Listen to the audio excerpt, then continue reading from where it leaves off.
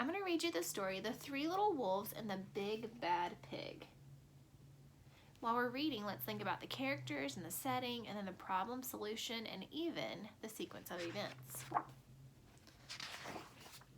Once upon a time, there were three cuddly little wolves with soft fur and fluffy tails who lived with their mother.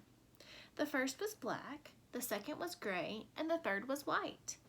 One day, the mother called the three little wolves around her and said, "My children, it is time for you to go out into the world. Go and build a house for yourselves, but beware of the big bad pig."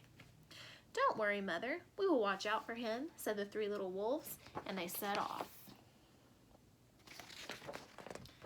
Soon they met a kangaroo who was pushing a wheelbarrow full of red and yellow bricks. "Please, will you give us some of your bricks?" asked the three little wolves. "Certainly," said the kangaroo, and she gave them lots of red and yellow bricks. So the three little wolves built themselves a house of bricks.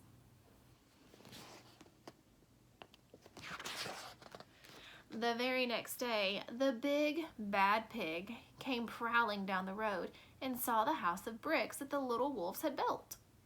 The three little wolves were playing croquet in the garden. When they saw the big bad pig coming, they ran inside and locked the door. The pig knocked on the door and grunted, little wolves, let me come in." "No, no, no," said the three little wolves. "By the hair on our chinny chin chins, we will not let you in, not for all the tea leaves in our china teapot." "Then I'll huff, and I'll puff, and I'll blow your house down," said the pig. So he huffed, and he puffed, and he puffed, and he huffed, but the house didn't fall. But the pig wasn't called big and bad for nothing. He went and fetched his sledgehammer, and he knocked the house down. The three little wolves only just managed to escape before the bricks crumbled, and they were very frightened indeed. Now, while we're reading this, think about another story that is very similar in what happened in that story. "We shall have to build a stronger house," they said. Just then they saw a beaver who was mixing concrete in a concrete mixer. "Please, will you come give us some of your concrete?" asked the three little wolves. "Certainly," said the beaver, and he gave them buckets and buckets full of messy, slurry concrete. So the three little wolves built themselves a house of concrete. No sooner had they finished than the big bad pig came prowling down the road and saw the house of concrete that the little wolves had built.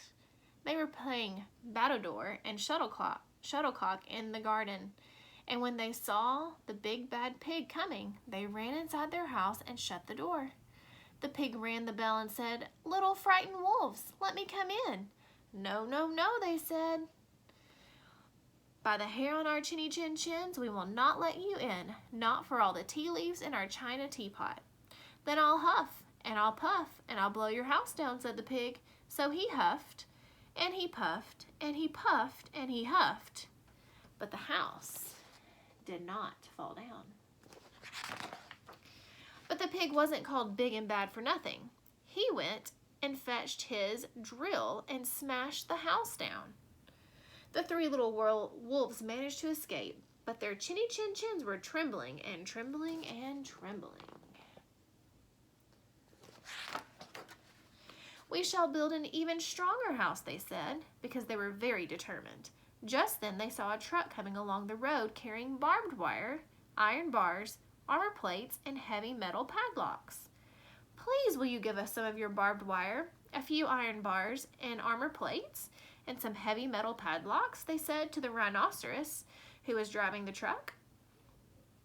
"Sure," said the rhinoceros, and he gave them plenty of barbed wire, iron bars, armor plates, and heavy metal padlocks. He also gave them some plexiglass and some reinforced steel chains, because he was a very generous and kind-hearted rhinoceros. So the three little wolves built themselves an extremely strong house. It was the strongest, securest house one could possibly imagine. They felt absolutely safe.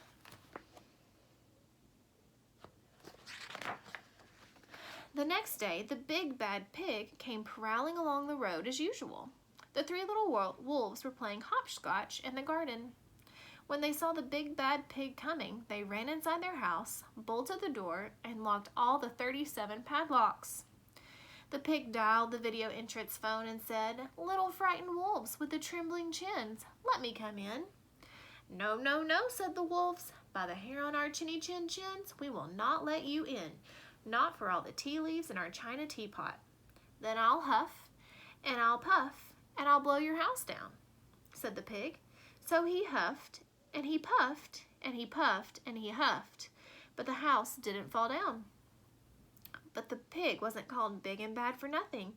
He brought some dynamite, laid it against the house, lit the fuse, and oh no, the house blew up. The three little wolves just managed to escape with their fluffy tails scorched. See the pig? "Something must be wrong with our building materials," they said. "We have to try something different. But what?"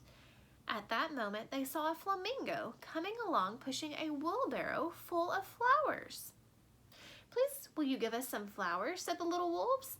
"With pleasure," said the flamingo. And he gave them lots of flowers. So the three little wolves built themselves a house of flowers.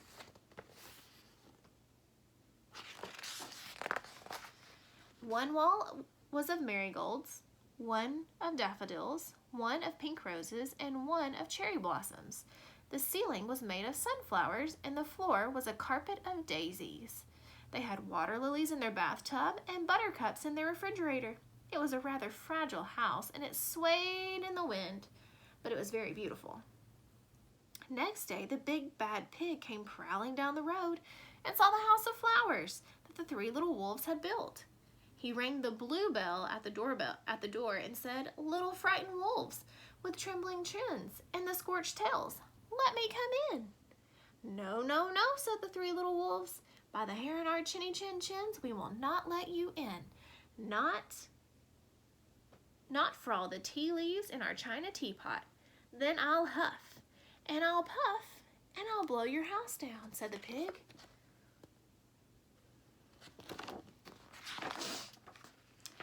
But as he took a deep breath, ready to huff and puff, he smelled the soft scent of flowers. It was fantastic, and because the scent was so lovely, the pig took another breath, and then another. Instead of huffing and puffing, he began to sniff. He sniffed deeper and deeper until he was quite filled with the fragrant scent. His heart grew tender, and he realized how horrible he had been.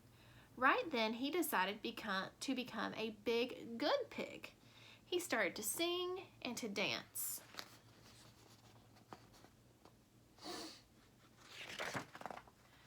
At first, the three little wolves were a bit worried.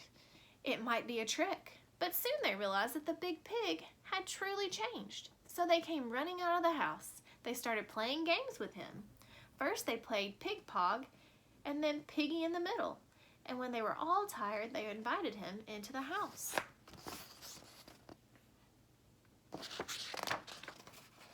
They offered him tea and strawberries and wolfberries and asked him to stay with them as long as he wanted. The pig accepted, and they all lived happily together ever after.